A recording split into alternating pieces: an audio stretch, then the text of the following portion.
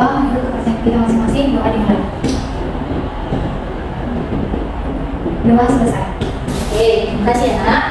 Sebelum kita ke materinya, sekretarisnya siapa di sini? Bagaimana hari ini sekretaris sama ada mana yang absen dan ada? Tidak mungkin masih ada teman. Oke, terima kasih. Sebelum kita lanjutkan pembelajaran, silakan bukunya, alat tulisnya semuanya dikeluarkan. Yang berhubungan dengan biologi semuanya bisa dikeluarkan. Dan tidak yang berhubungan dengan biologi silahkan disimpan segera ya. Baik Bu. Ibu lihat warnanya sudah bersih dan rapi. Tempatnya boleh diluruskan dan kita bisa belajar dengan baik pada hari ini. Oke, terima kasih ya semuanya. Dilihat semuanya tempatnya pada sedia. Berarti hari ini sudah bisa pembelajaran dengan baik. Ibu sebelum menyampaikan materi, Ibu akan bertanya sedikit kepada kalian. Siapa di sini yang hobinya berolahraga? Atau siapa di sini yang sering melakukan olahraga? Tunjuk tangannya. Nah, ketika kalian selesai berolahraga, biasanya apa yang kalian rasakan? Terima gerah Bu. Setelah siang itu apa lagi? Nah, terus pasti merasa haus kan? Atau misalnya ketika kita berjalan di bawah sinar matahari, ini nanti pulang sekolah siapa yang jalan kaki sekolah? Nah, biasanya kalau kita pulang sekolah terus mataharinya panas, kita akan merasakan apa? Nah, kita akan merasakan haus. Jadi mengapa kita selesai berolahraga, ketika kita berjalan di bawah sinar matahari kita merasa haus? Itu karena kita mengeluarkan yang namanya cairan. Jadi semakin banyak aktivitas yang kita lakukan atau aktivitas yang berat, maka kita akan mengeluarkan yang namanya cairan dalam aktivitas seperti tadi kan? Atau coba dibayangkan ketika kita di rumah, pasti kita akan menghasilkan atau memproduksi yang namanya sampah. Seperti contohnya sampah apa saja sering kita hasilkan di rumah? Sampah plastik, ya sampah plastik, sampah kertas, sampah sisa-sisa makan, sampah sisa makanan. Bayangkan kalau sampah-sampah tersebut tidak kita buang. Bagaimana bagaimana keadaan legislasi kalau misalnya sampah-sampah beda dengan kalian tidak dibawa ke tempat sampah? Tidak, pasti akan kotor, pasti akan menumpuk. Jadi kita kalau ini di dalam tubuh kita. Bagaimana kalau kita tidak buang urin sekalian? Siapa di sini dalam hari tidak membuang urin? Ada? Tidak ada. Pasti tidak ada kan? Jadi itu yang akan kita pelajari hari ini. Seperti tadi keringat, pasti kita bertanya-tanya bagaimana sih proses mengeluarkan dari keringat ini? Atau hanya keringat saja yang dikeluarkan oleh tubuh kita? Tidak ada. Tadi bilang ada urin. Jadi itu yang kita pelajari hari ini, yaitu tentang sistem ekskresi. Iya betul. Jadi dari ekskresi ini misalkan ada yang menyimpulkan apa itu sistem ekskresi? Satu orang? Coba Sarah. Apa yang kamu ketahui tentang sistem ekskresi setelah tadi kita menceritakan tentang pengeluaran dari keringat sampai menumpuk? Apa yang kamu simpulkan tentang sistem ekskresi? Sistem ekskresi adalah saluran tubuh dalam mengeluarkan zat-zat metabolisme tubuh yang tidak diperlukan lagi. Iya betul. Benar untuk Sarah. Ini adalah sekarang yang anak ini akan belajar hari ini. Jadi betul yang dikatakan Sarah bahwa sistem ekskresi itu adalah sistem pengeluaran zat-zat metabolisme yang sudah tidak diperlukan oleh tubuh kita. Seperti tadi, kulit mengeluarkan yang namanya keringat. Urin dikeluarkan oleh itu merupakan zat sisa dari ginjal. Jadi sebenarnya dalam tubuh kita ini berdasarkan zat yang dibuang, proses pengeluaran pada manusia ini dibedakan menjadi tiga. Yaitu yang pertama defekasi. Defekasi ini yaitu pengeluaran zat sisa hasil pencernaan atau feses. Siapa di sini yang membuang fesesnya defekasinya itu tidak lancar, misalnya dalam seminggu itu tidak melakukan defekasi ada?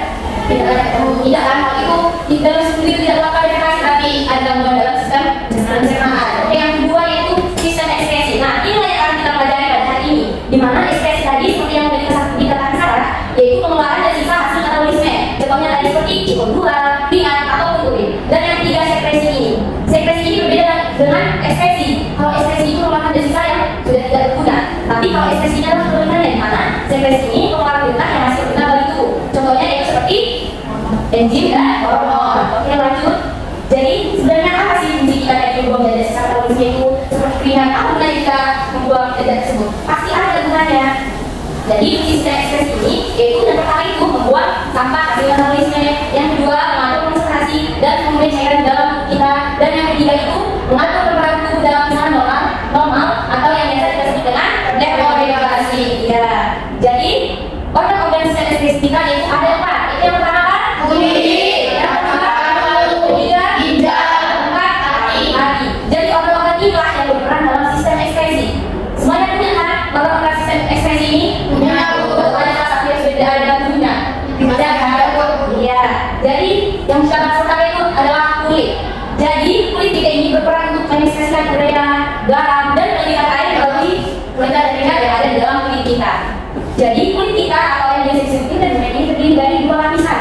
Yaitu yang pertama ada epidermis, ada dermis, dan tepat di bawah dermis terdapat lapisan hipodermis atau superficial. Oke, itu yang kedua cara. Silakan masuk. Siapa namanya tadi? Mana teman-teman tadi? Mana? Oke, kali ini Ibu Makuni, Ibu depan mendapat Bapak Evi, silakan duduk. Oke, kita lanjutkan. Jadi ini dia gambar struktur kulit kita. Bisa dilihat dengan jelas? Bisa. Ya, jadi struktur kulit kita ini terdiri dari 3 lapisan. Yang pertama ada epidermis. Tentunya epidermis itu adalah lapisan yang paling luar. Jadi ini dia lapisan yang paling luar, kulit yang paling atas. Kemudian yaitu ada epidermis. Epidermis tepat di bawah epidermis terdapat dermis. Dan di bawah epidermis itu terdapat yang namanya lapisan epidermis atau yang biasa disebut dengan fascia superficial. Jadi apa sih fungsi kulit bagi kita? Jadi fungsi kulit kita itu sebagai proteksi. Pernah dengar kata proteksi? Pernah. Proteksi itu apa? Seperti apa? Perlindungan. Ya, jadi kulit kita ini berfungsi sebagai proteksi, yaitu sebagai barrier atau perlindungan terhadap bakteri atau organisme lain terhadap saluran jaringan. Yang kedua ada retensi cairan. Apa sih maksudnya retensi cairan ini? Jadi artinya bila tubuh kita berada pada lingkungan yang kering, maka kulit kita akan menghambat yang namanya pengeluaran air. Kemudian fungsi kulit juga sebagai indera geraba, indera rasa, dan juga dapat membantu suhu tubuh kita. Kemudian kita akan membahas kulit yang pertama yaitu epidermis. Tadi ibu sudah bilang bahwa epidermis ini adalah lapisan terluar, ya lapisan terluar kulit, di mana terletak di atas sel epidel yang mati yang terus terlepas dan jatuh. Jadi epidermis ini terdiri dari 5 strata atau 5 lapisan. Yaitu yang pertama adalah stratum corneum. Bisa dilihat pada gambar. Jadi nampak pada gambar ini anak-anak bahwa stratum corneum itu adalah lapisan paling luar. Di mana berarti kalau dia lapisan paling luar berarti dia berfungsi untuk melindungi, ya betul. Yang kedua ada stratum lucidum, di mana stratum lucidum ini banyak terdapat pada lapisan ya. Yang ketiga ada stratum granulosum yang membuat stratum spinosum, dan yang kelima ada stratum germinativum. Ini dia gambarnya, bisa disimak, diperhatikan di mana letak stratum corneum, di mana stratum lucidum berada, di mana stratum spinosum, dan sampai ke lapisan terakhir yaitu stratum germinativum. Coba dulu, ini cara namanya tadi Ferrari. Tadi sudah terdengar penjelasannya Bu. Coba ulang ke depan, coba yuk. Ya, sini. Coba ulangi dulu tadi 5 lapisan atas stratum pada kulit kita, mulai dari yang terluar sampai ke lapisan dalam. Coba diulangi dengan cara yang kuat. Nah, terdapat 5 stratum dalam kulit dari kulit epidermis. Yang pertama yaitu stratum corneum yang lapisan luar yang berfungsi untuk melindungi. Yang kedua stratum lucidum yaitu terdapat pada tangan dan kaki. Yang ketiga yaitu stratum granulosum, yang keempat spinosum, dan stratum germinativum. Oke, baik yang bilang lagi betul kan? Coba yang salah. Oke, kita tentukan lagi. Nanti juga ibu akan bertanya, jadi silakan simak apa yang perhatikan yang menjelaskan ya. Yang kedua ibu akan jelaskan lapisan dermis, di mana dalam dermis ini terdapat pembuluh darah, akar rambut, dan ujung saraf. Selain itu juga terdapat kelenjar telinga atau yang disebut dengan glandula sudominifera serta kelenjar minyak. Jadi kelenjar ini terletak di dekat akar rambut dan berfungsi untuk meminyangi rambut. Pernah mengalami rambut kita berminyak? Pernah. Nah, jadi disinilah minyaknya tersebut diekspresikan terdapat. Jadi coba dari dermis ini yaitu pada telapak kaki kita lebih tebal daripada kulit yang lain. Coba kita ambil telapak tangannya. Bandingkan dengan lapisan kulit yang lain. Mana yang lebih tebal? Lapisan telapak tangan atau tangan kita? Kulit tangan kita? Telapak tangan. Berarti di sini terdapat dermis. Oke, selanjutnya kita akan membahas organ yang kedua yaitu paru-paru. Jadi kita ini manusia memiliki sepasang paru-paru. Di mana letak paru-paru kita? Siapa yang tahu? Dada. Betul, semuanya benar bahwa paru-paru ini terletak di rongga dada. Jadi paru-paru ini merupakan organ ekspresi yang berperan dalam mengeluarkan karbon dioksida dan uap air yang dihasilkan dari respirasi. Pernah kalian pernah berkaca terus sambil menghembuskan napas? Pernah. Apa yang keluar? Apa ada uap air? Ada. Kacanya pasti basah.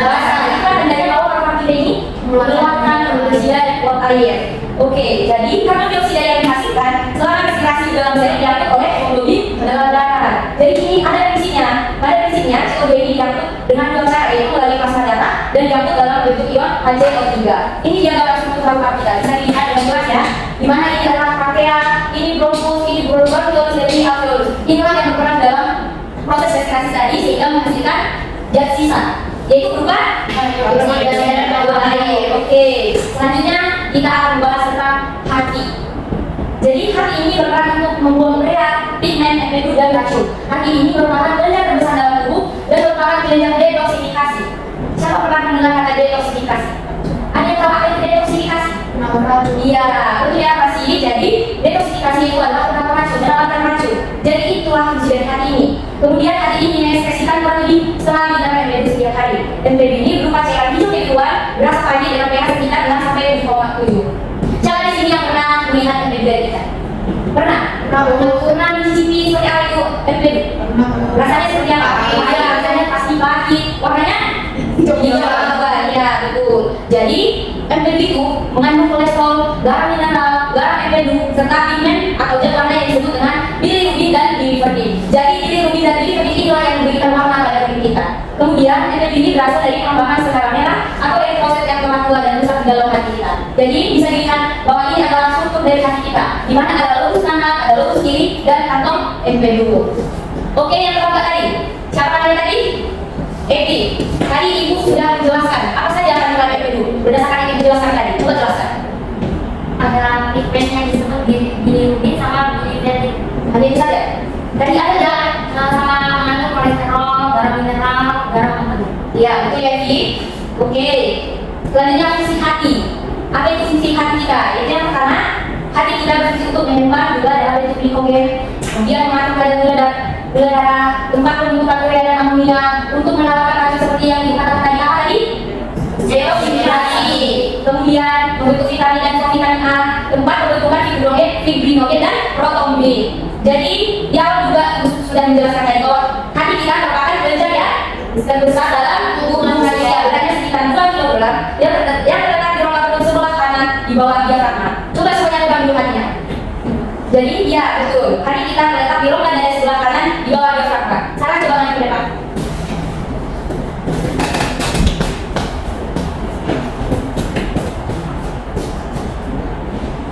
Oke, Sarah, tunjukkan kepada teman-teman di mana itu letak hati kita.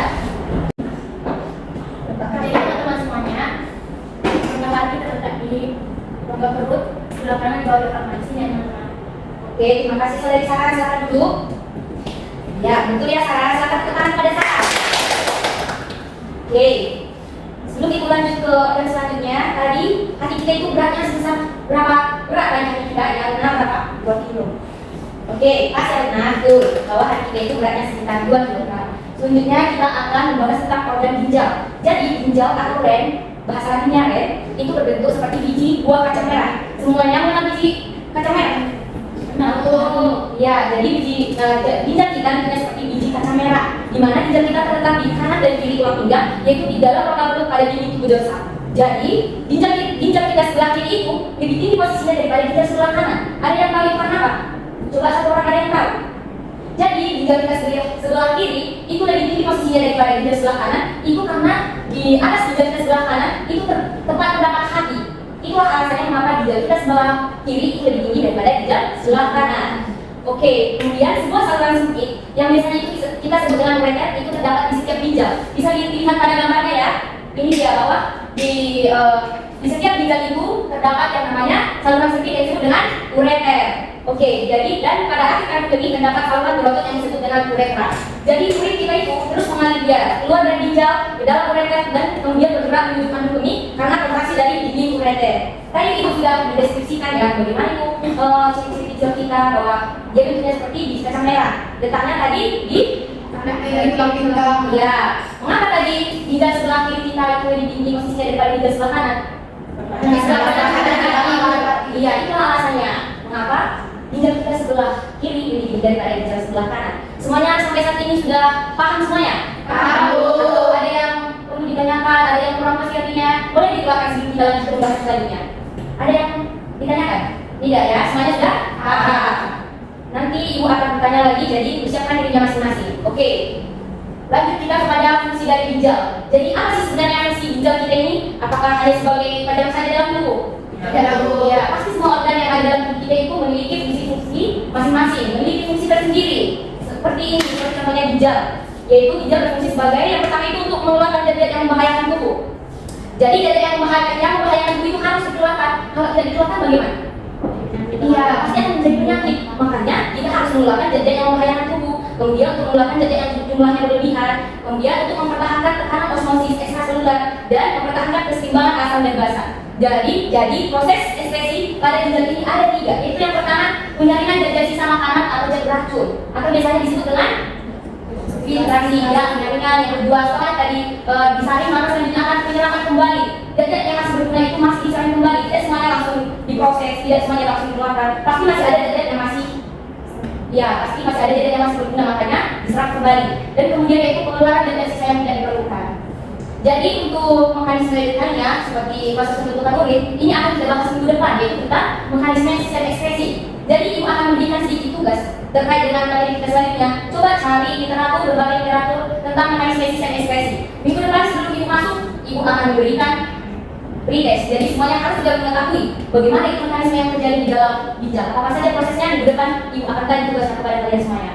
Oke, setelah ibu tadi menjelaskan apa itu pengertian sistem ekspresi, apa saja organ sistem ekspresi, dan ibu juga sudah menjelaskan organ hati, ginjal, kulit, paru-paru. Siapa yang bisa menyimpulkan dulu yang dijelaskan tadi semuanya?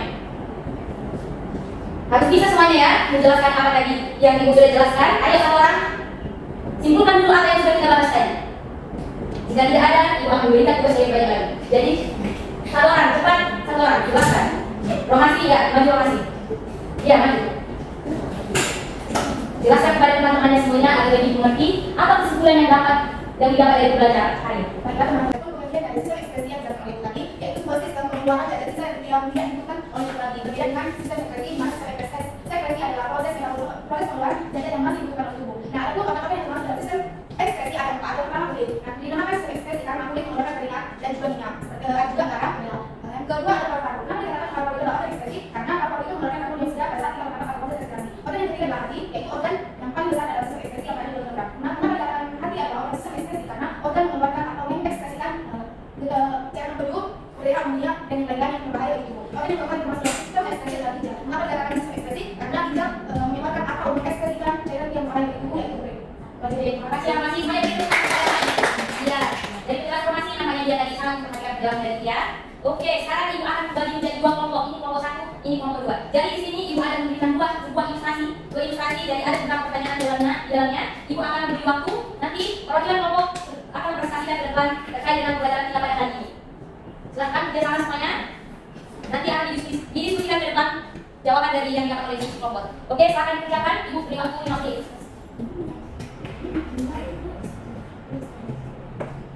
Ya, masih ada Dewi, ada yang kurang kelas. Sangat bilang juga tidak ada yang bertanyakan. Ada yang berapa? Semuanya paham ya? Tugas yang ibu berikan sudah selesai didiskusikan? Sudah, Bu. Sudah bisa ibu suruh maju ke depan untuk mempresentasikan hasilnya? Sudah, Bu. Oke, sekarang ibu beri kesempatan kepada kelompok satu. Silakan kelompok satu presentasikan hasil diskusinya. Perwakilan atau semua maju? Baiknya perwakilan saja, nanti anggotanya akan ditanya. Apakah betul-betul mengerjakan secara bersama? Nanti akan diberikan. Oke, Sarah maju ke depan silakan. Baiklah teman-teman, saya perwakilan dari kelompok satu akan memaparkan hasil diskusi kami. Untuk pertanyaan pertama, berdasarkan cerita di atas, analisislah struktur dan fungsi organ ekspresi tersebut, serta jelaskan hubungannya dalam kehidupan sehari-hari kalian. Berdasarkan ilustrasi yang pertama, dapat menunjukkan bahwa organ ekspresinya yaitu terdiri atas kulit, ginjal, paru-paru, dan hati. Dalam kehidupan sehari-hari, organ-organ ini sangat penting untuk menjaga keseimbangan dan kebersihan tubuh. Misalnya, kulit membantu menjaga suhu tubuh kita dan menghilangkan racun melalui keringat. Ginjal membersihkan darah dari zat-zat sisa. Kemudian, hati membantu dalam pencernaan dan pembuangan limbah. Dan sistem pencernaan secara keseluruhan membantu kita dalam memproses makanan dan memproses sisa yang tidak diperlukan. Kebersihan dan kesehatan organ ini sangat penting untuk kesejahteraan tubuh kita sehari-hari. Jadi, setiap organ ekspresi ini memiliki hasil ekspresi yang tentunya berbeda-beda ya teman-teman. Untuk kulit sendiri, hasil ekspresi dapat berupa keringat yang mengandung air, darah, dan zat sisa lainnya seperti urea. Ginjal menghasilkan urin yang mengandung air, elektrolit seperti natrium, kalium, dan klorida, kemudian urea, kreatinin, dan berbagai zat sisa lainnya yang telah difilter dan darah. Selanjutnya hati memproduksi empedu yang kemudian disimpan di kantong empedu dan dikeluarkan ke dalam usus halus untuk membantu dalam pencernaan. Zat sisa yang diekspresikan melalui empedu termasuk pigmen empedu dan beberapa produk metabolisme lainnya yang tidak dapat oleh tubuh. Yang terakhir paru-paru, berarti ekspresi yang mengeluarkan zat sisa metabolisme tubuh berupa karbon dioksida dan uap air atau H2O melalui proses pernapasan. Pertanyaan yang kedua, pada organ ekspresi tersebut apa saja hasil ekspresi yang telah dijelaskan? Kemudian analisislah faktor apa saja yang mempengaruhi proses pengeluaran zat sisa tersebut.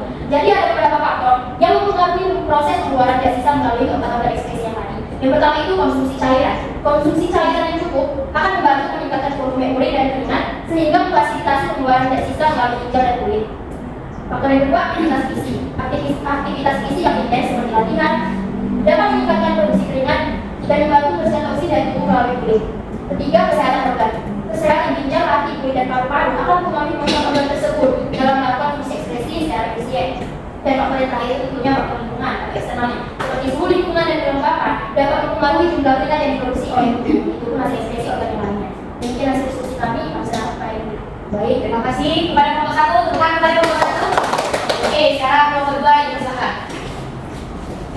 Baik, diskusi kedua, ketika kita mengamati kendaraan-kendaraan yang melintas di jalan raya, pastinya kendaraan tersebut mengeluarkan zat sisa dari proses pembakaran, yaitu berupa asap. Bagaimana kalau zat buangan tersebut tidak dikeluarkan? Pasti akan merusak kendaraan. Semua makhluk hidup juga menghasilkan sisa atau sampah. Apakah sampah-sampah dalam tubuh kita juga semua harus dikeluarkan? Mari kita diskusikan.